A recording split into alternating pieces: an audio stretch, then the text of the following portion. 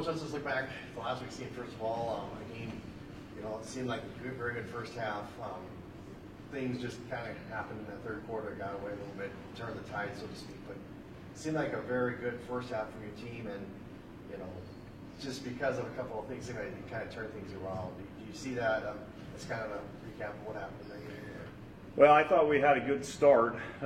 Generated a couple of 3-and-outs defensively. Our first possession, we moved down there, got a field goal range, missed a field goal, but in the second possession, we marched down again and finished it with a touchdown. So we had a good start. That's something we want to do. Following the touchdown, they responded right away and knotted it back up at 7. And that's something I think we need to do a little better defensively, is when we put the ball in the end zone, that our defense comes out and has a mentality like we got to get off the field right here at 3-and-out. It's something we got to be a little better with. Once they scored that and made it tied up at 7, it started making the game feel a little bit more even, whereas I felt like we were off to a great start to begin. They'd scored a second touchdown later in the game, and then right before the half, we had a great 2-minute defensive drill where we got an interception right around the goal line to close out the half, kept it at 14-7. So we had some good momentum going in at halftime.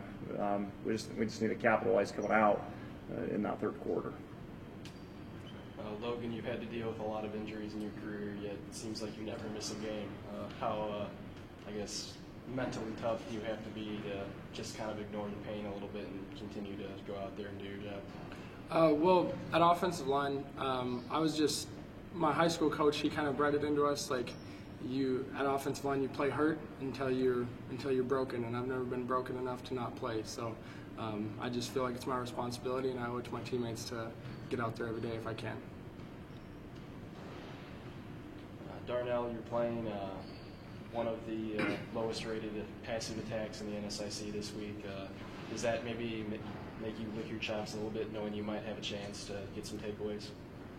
Yeah, every week, it's an opportunity for takeaways. So knowing this team does have one of the lowest rated, but they're good competitors out there. So, but definitely looking to grab 1 or 2 hopefully this week.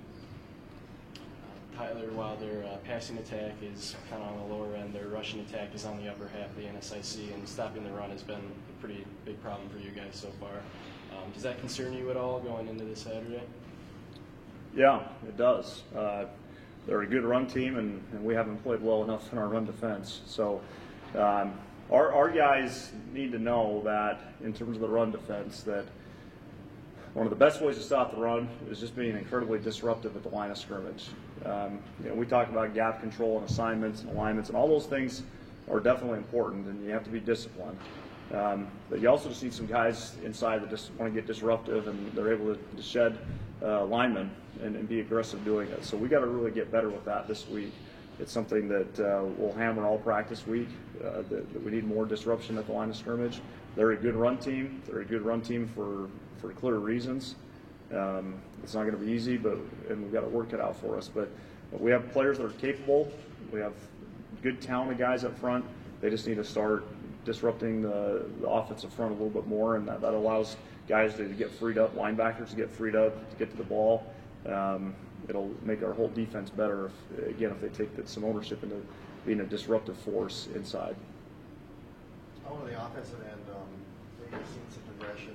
Isaiah now is his third, fourth game when he started, and then Jarvis seems to be getting a few more yards as the season's gone along. Do you like where things are going offensively? Or? I think we've moved the ball all right.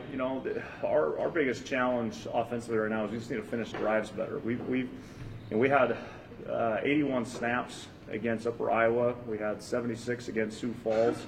I mean, to draw a comparison, like the last couple of years, we've been in like the mid-50s on average. So we're generating 20 more snaps a game, which obviously gives us more scoring opportunities. We're getting those snaps because we're moving the ball, we're converting on third down, and so we're really good. By the time we get to about the 20-25 yard line, where we're stalling out is at that point on the drive, and so we've got to get better in the red zone. We've got to find ways to get our best players the ball down there as coaches. That's first and foremost my fault, and I got to do a better job with that. And then we got to go out and execute it and get the job done. Another thing that helps, statistically, teams that are best in the red zone are teams that run the ball really well. So we got to run the ball a little bit better, because you get in that area, you don't have the field to stretch, right? Because you have, again, a condensed field. So you have to be able to run the ball down there because you don't have as much space to throw it. So we've got to be better there too. But like I said, I think the first thing that I can do better is just get the ball in the hands of our playmakers, and I just got to find a way to do that a little bit better than I've done so far. Darnell, kind of piggybacking on what I asked Tyler, how critical is it for this week against a team like Northern that you take away the run on first and second down, so when that third down comes, it's usually a 3rd and 8 or 3rd and 7, 3rd and 9, that puts you in a pretty good position? Yeah, knowing that Minot State has one of the best secondaries in our conference, so if we stop them 3rd and long, 3rd and 8, 3rd and 9, it'd be able to force them to pass, and that's what we do well, so that works in our favor. Logan, what do you expect out of the pass rush come Northern State? They're a very, very hard-working front seven. They're never going to take a play off, and they're just going to give you their best shot every time. So we have to be ready, and we have to be mentally prepared to do our assignment every time and to be perfect on our job. And we've talked about finishing our plays and finishing our blocks, and we can't allow these guys to get in on piles late and get to the quarterback late and get hits on him. Us as an offensive line need to be much better about protecting our quarterback, and that's going to be my message to the offensive line this week, and that's what we're really preaching. Can you sense the offensive line getting better at all? I mean, you guys have played together for a couple games now. You finally getting some chemistry and some rhythm with them? Yeah, we are getting some chemistry, but there's still so many cracks that we need to fix. This is going to be a big week for us because, like I said, it's a good front seven, so it's going to be a good test for us to really see where we're at. Injury-wise, Coach, how are you doing there? Did you come through that last game okay? Or? Yeah, I mean, we're okay. We got a few guys a little banged up, but everybody does as the season goes on. So, for us, and the players, and we talk about this all the time, there's a difference between, your injury, you need to be out, medical care, all those kind of things, in comparison to bumps, bruises, tired, sore. Everyone's will beat up, this stage of the season at every program. So I think generally we're doing okay health-wise.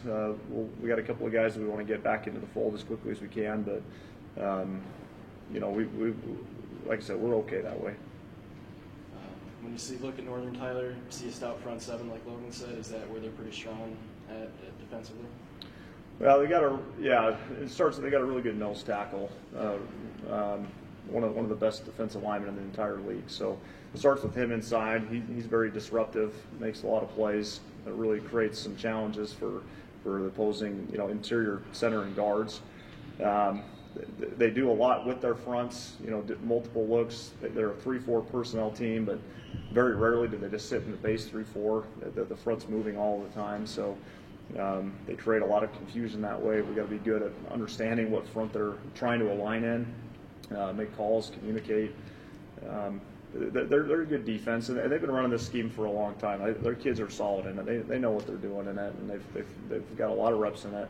A lot of these kids I've seen, coaching here at Minot State, I've seen them many times now. It feels like some of these kids, like they've been playing here at Northern for 100 years. They're just good, solid players. They know what they're doing. They're well coached. It's a challenge game, and it's a challenge game that we got to take care of business with. I mean, it's a must-win for us.